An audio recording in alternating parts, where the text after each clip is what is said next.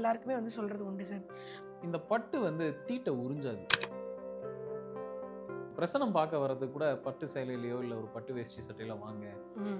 நான் பிரசனம் பார்க்கும்போது கூட அந்த இடத்துல ஒரு பட்டு உடுத்திட்டு தான் அந்த இடத்துல பிரசனம் பார்ப்பேன். காரணம் என்னன்னா, எதிர்க்க வந்திருக்கிறவரோட கர்மாவை நம்ம எடுத்து சொல்லப் போறோம். அந்த கர்மாவை நம்ம வச்சுக்க கூடாது. அப்ப நம்ம தொடையில உட்காந்துடக்கூடாது அப்படிங்கிறதுக்காக தான் கூடுமான வரைக்கும் என்ன பண்ணுவோம்னா, ஃபர்ஸ்ட் அந்த இடத்துல பட்டு வேஷ்டி இல்ல ஒரு பட்டு சட்டை அந்த மாதிரி போட்டுட்டு தான் பிரசனம் பார்ப்போம். அதே மாதிரி ஒரு 12 வயசுக்குள்ள உட்பட்டு இருக்கக்கூடிய பசங்களை கூப்பிட்டு தான் இதை எடுத்து கொடுங்கப்பா, அதை எடுத்து பண்ணுங்கப்பா அப்படின்னு சொல்கிற காரணம் என்னன்னா, அந்த தீட்டு நமக்கு வரக்கூடாது. ஏன்னா 12 வயசுக்குள்ளே இருக்கிற பசங்களுக்கு தீட்டு ஏறாது.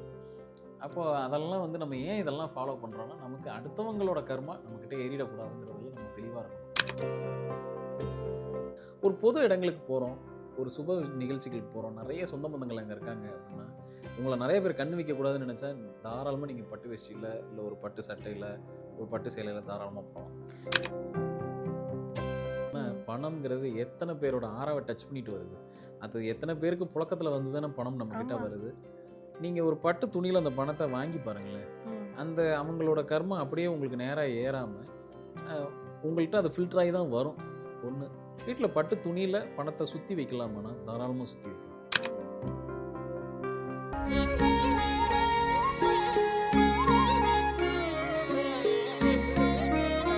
ஸ்ரீ மகாஸ் இன்ஃபினிட்டி நேயர்களுக்கு நர்மதாவின் அன்பான வணக்கம். நம்மளுடைய சேனலில் தொடர்ந்து பல்வேறு விதமான ஆன்மீக தகவல்கள் பார்த்துட்ருக்கோம். அந்த வகையில் இன்றைக்கி நம்ம பார்க்க போகிற இந்த ஒரு பதிவில் நேயர்கள் கேட்டிருக்கக்கூடிய பல்வேறு விதமான சந்தேகங்களுக்கு தெளிவான பதில் கொடுக்கறதுக்காக நம்ம கூட இன்றைக்கி பிரசன்ன ஜோதிடர் ஆஸ்ட்ரோ நியூமராலஜிஸ்ட் டாக்டர் மகாஸ் ராஜா அவர்கள் அணிஞ்சிருக்கிறாங்க. வணக்கம் சார். வணக்கம்மா சார், நீங்கள் பொதுவாகவே ஆடைகள் அப்படின்னு எடுத்துக்கிட்டோம்னாலே பூஜைகளுக்காக இருக்கட்டும், இல்லை திருமணங்கள், இல்லை நல்ல விசேஷங்களுக்கெல்லாம் பட்டு உடுத்துங்க அப்படின்னு உங்கள் கிளைண்ட்டுக்கு எல்லாருக்குமே சொல்கிறது உண்டு சார். பட்டு நிறைய பேருக்கு அது பட்டு புழுவில் கொள்கிறாங்க, அது ஒரு புழுவை கொண்டு அதை எடுக்கிறாங்க, அதனால் என்னோட கல்யாணத்துக்கு நான் பட்டு சேலை உடுத்தலை அப்படின்னு சொல்லக்கூடிய சில பேர் இன்னைக்கு காலகட்டத்தில் இருக்கிறாங்க. அப்படின்றப்போ பட்டாடைகள் உடுத்தலாமா கூடாதா சார்? நீங்கள் ஒரு விசேஷத்துக்கு, குறிப்பாக கல்யாணங்களுக்கு நம்ம ஊரில் பார்த்தீங்கன்னா இந்த மாதிரியான ஒரு சுப நிகழ்ச்சிகளுக்கு பட்டு உடுத்துவாங்க. அது மாப்பிள்ளையாக இருந்தாலும் சரி, இந்த மணப்பெண்ணாக இருந்தாலும் சரி, ரெண்டு பேருக்குமே பட்டு சேலை, அதே மாதிரி பட்டு வேஷ்டி சட்டை. இது எதுக்கு அப்படின்னா, இந்த பட்டு தீட்டை உறிஞ்சாது. இப்போது ஒரு பொது இடத்துல இந்த மாதிரி ஒரு கல்யாண மண்டபத்தில் ஒரு சுப காரியத்துக்கு எல்லோரும் கூடுறோம். சொந்த பந்தங்கள், ஃப்ரெண்ட்ஸ் எல்லோரும் சேர்ந்து ஒரு இடத்துக்கு வரோம். அந்த இடத்துக்கு எல்லோரும் வராங்கன்றதை நம்ம புரிஞ்சுக்கணும்.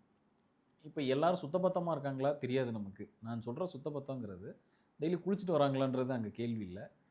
அவங்க என்ன தீட்டை கிராஸ் பண்ணி வந்திருக்காங்கன்னு நமக்கு தெரியாது. அந்த இடத்துக்குள்ளே நிறைய பேர் இருப்பாங்க. நம்ம ஒருத்தரையே செக் பண்ணி எல்லாம் அனுப்ப முடியாது. அப்போ அந்த தீட்டு உண்மையிலே அந்த இடத்த பாதிக்குமா அப்படின்னு கேட்டால், ஆம், அந்த இடத்த கொஞ்சம் பாதிக்கும். அந்த நடக்க போகிற அந்த சுப காரியத்தை நிச்சயமாக தடை பண்ணுறது கூட வாய்ப்பு இருக்குது. அதனால தான் அந்த இடத்துல என்ன பண்ணுறோன்னா, ஒரு பட்டாடை, அதாவது ஒரு வேஷ்டி சேலையோ அந்த மாதிரி நம்ம ஒரு பட்டாடை உடுத்தும் போது யாராவது எதையாவது தொட்டு கொடுத்தா கூட அதில் தீட்டு வராதுங்கிறதுக்காக தான். இப்போது நீங்கள் நம்ம சமூகத்தில் பார்த்திங்கன்னா ஒரு வழக்கம் இருக்கும். அந்த தாலி கட்டுறதுக்கு முன்னாடி அந்த தாலியை எல்லோரும் தொட்டு வணங்கிட்டு தான் அதுக்கப்புறம் அந்த ஒரு ரவுண்டு போயிட்டு வந்ததுக்கப்புறம் தான் திருப்பி மணமேடைக்கு வரும். அப்போ நிறைய பேர் அதை தொட்டு கும்பிடுவாங்க, இது பண்ணுவாங்க, தொடுவாங்க.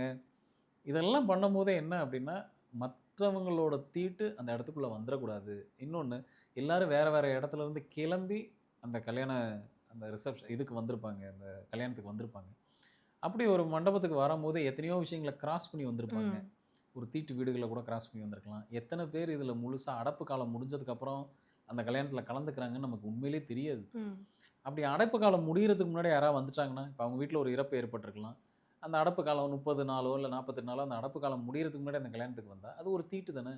அந்த தீட்டு வேலை செய்ய விடாமல் பண்ணுறது தான் இந்த மாதிரியான பட்டு வேஷ்டி சேலையை நம்ம உடுத்திக்கிறது ஒன்று. இன்னொன்று, பொதுவாகவே அங்கே கண் வைக்கிறது அதிகமாக இருக்கும். ஒரு மாப்பிள்ளை மேலேயோ இல்லை பொண்ணு மேலேயோ கண் வைக்கிறது அதிகமாக இருக்கும். அதெல்லாம் பெருசாக பாதிக்கக்கூடாதுங்கிறக்காக தான் அந்த இடத்துல ஒரு பட்டு சேலை. அது மட்டும் இல்லை, நம்ம பிரசனம் பார்க்க வர்றது கூட பட்டு சேலையிலையோ இல்லை ஒரு பட்டு வேஷ்டி சட்டையில் வாங்க. நான் பிரசனம் பார்க்கும்போது கூட அந்த இடத்துல ஒரு பட்டு உடுத்திட்டு தான் அந்த இடத்துல பிரசனம் பார்ப்பேன். காரணம் என்னென்னா, எதிர்க்க வந்திருக்கிறவரோட கர்மாவை நம்ம எடுத்து சொல்ல போகிறோம். அந்த கர்மாவை நம்ம வச்சுக்க கூடாது. அப்போ நம்ம தொடையில் உட்காந்துடக்கூடாது அப்படிங்கிறதுக்காக தான் கூடுமான வரைக்கும் என்ன பண்ணுவோன்னா, ஃபஸ்ட் அந்த இடத்துல பட்டு வேஷ்டி இல்லை ஒரு பட்டு சட்டை அந்த மாதிரி போட்டுட்டு தான் வந்து பிரசனம் பார்ப்போம். நான் மட்டும் இல்லை, பிரசனம் பார்க்குறவங்க அத்தனை பேருக்கும் இந்த விஷயம் தெரியும். அந்த பட்டு உடுத்தும் போது நிச்சயமாக அடுத்தவங்களோட கர்மம் நம்மக்கிட்ட ஏறிடாது. அந்த இடத்துல தீட்டு இருக்காது. அங்கே ஏன் வந்து ஒரு தங்க நாணயம் கொண்டுட்டு வர சொல்கிறோம் அப்படின்னா, அந்த கோல்டில் அவங்க லக்னம் வைக்கும்போது அதில் தீட்டு ஏறாது, தீட்டு தொடாது.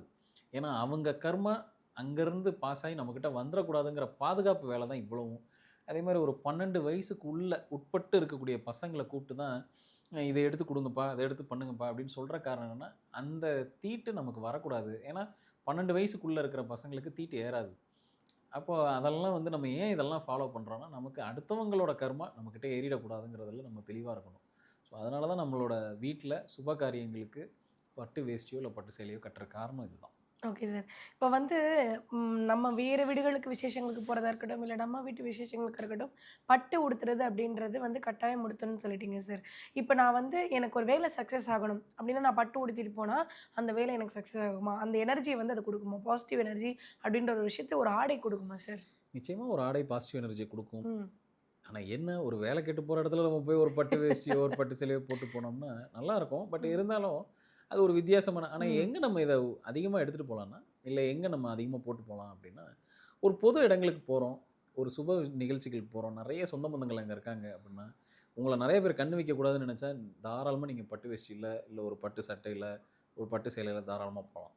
சார், நிறைய வீடுகளில் வந்து பட்டு உடுத்திட்டு போனால் தான் இவன் வந்து பளபளன்னு வந்திருக்கான்னு கண்ணு வைக்கிறது உண்டு அப்படின்ற மாதிரி ஒரு பார்வை இருக்குல்ல அது சார்? அவங்க வந்து எதிர்த்தரப்பில் நிச்சயமாக நீங்கள் என்ன பண்ணாலும் அவங்க கண்ணு வைக்க தான் போகிறாங்க.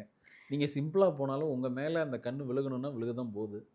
நம்மளோட ஃபேஸ் பிரைட்டாக இருந்தாலே நம்ம மேலே கண்ணு விழுகும். நம்மளோட லைஃபோட நம்மளோட வாழ்க்கை தரம் கொஞ்சம் உயர்ந்துருச்சுனால ஆட்டோமேட்டிக்காக அந்த இடத்துல கண்ணு வைக்க தான் செய்ய தான் போகிறாங்க.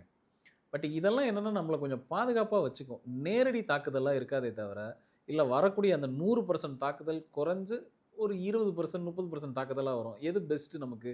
நமக்கு 20% போதுமானது. அதை நம்மளால் சால்வ் பண்ணிக்க முடியும், நம்மளால் தாக்கு பிடிக்க முடியும். அப்படியே நேரடியாக ஒரு 100% வந்து தாக்குச்சுன்னா எப்படி இருக்கும்? பொதுவாகவே இந்த மாதிரி கொஞ்சம் மினுக்கிற மாதிரி ஒரு ட்ரெஸ்ஸஸ் நம்ம போடுறோம். இப்போ பட்டு சேலையில் நிச்சயமாக அந்த பட்டு பளபளன்னு தான் இருக்கும். அந்த மாதிரி போடும்போது எதிர் நபருக்கு உங்களை விட்டுருவாங்க, பட்டு சேலை மேலேயே அவங்களுக்கு கண்ணு இருக்கும்.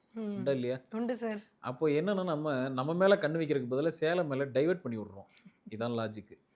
இப்போது நார்மலாக ஜென்ஸுக்கு இது நடக்க போகிறது இல்லை. பட் லேடிஸ்க்குன்னு வரும்போது அவங்க மேலே கண்ணு வைக்கிறத விட அவங்க ட்ரெஸ்ஸு மேலே கண்ணு வச்சுட்டு போட்டு இப்போ என்ன இப்போ அப்படிங்கிற மாதிரி நம்ம அந்த பக்கம் டைவெர்ட் பண்ணி விட்றோம். அதனால் பட்டு வந்து அந்த அந்த டைரெக்டாக அந்த நெகட்டிவ் எனர்ஜியை எதிர் தரப்பில் இருக்க கர்மாவை உங்கள் மேலே ஏற விடாமல் பார்த்துக்கும்.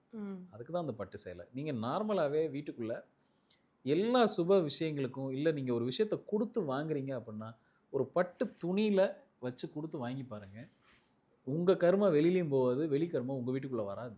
நீங்கள் ஒரு பத்திரிக்கையே வைக்க போகிறீங்க, ஒரு பட்டு துணியில் மடித்து வச்சு அந்த பத்திரிக்கையை எடுத்துகிட்டு போய் பாருங்களேன். உங்களை எந்த கர்மாவும் வெளியில் தீண்டாது.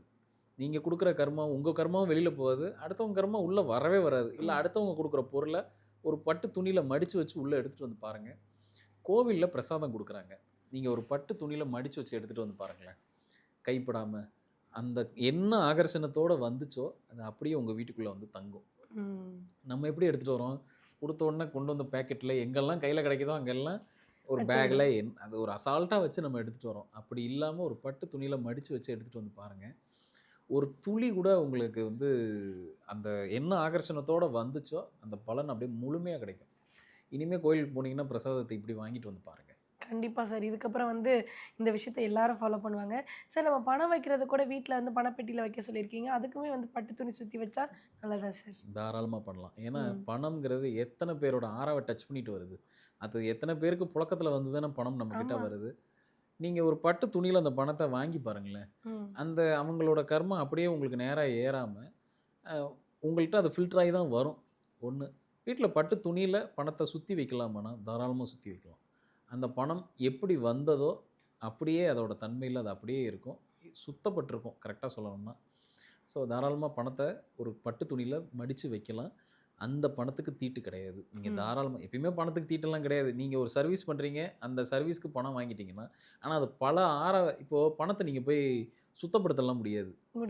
அப்போ நம்ம என்ன பண்ணலாம்? இந்த மாதிரி ஒரு பட்டு துணியில் மடித்து வைக்கும்போது நாங்கள் என்ன பண்ணுவோம்னா, இப்போ பிரசனம் பார்க்குறோம், ஒரு சோழி பிரசனம் பார்க்குறோம், இல்லை நான் வந்து ஒரு டேரட் ரீடிங் பார்க்குறேன்னா நான் என்ன பண்ணுவேன்னா இந்த மாதிரி ஒரு பட்டு துணியில் தான் என்னோட சோழிலையோ இல்லை என்னோட டேரட் கார்ட்ஸையோ மடித்து வைப்பேன். ஏன்னா மற்றவங்களோட பார்வை கூட அதில் ஏதாவது தீட்டு நடந்துடக்கூடாது, இல்லை மற்றவங்களோட அந்த நெகட்டிவ் அந்த கார்ட்லேயோ அந்த சோழிலையோ ஏறிடக்கூடாதுங்கிறக்காக அவ்வளோ பார்த்து பார்த்து மடித்து எடுத்து வைப்பேன்.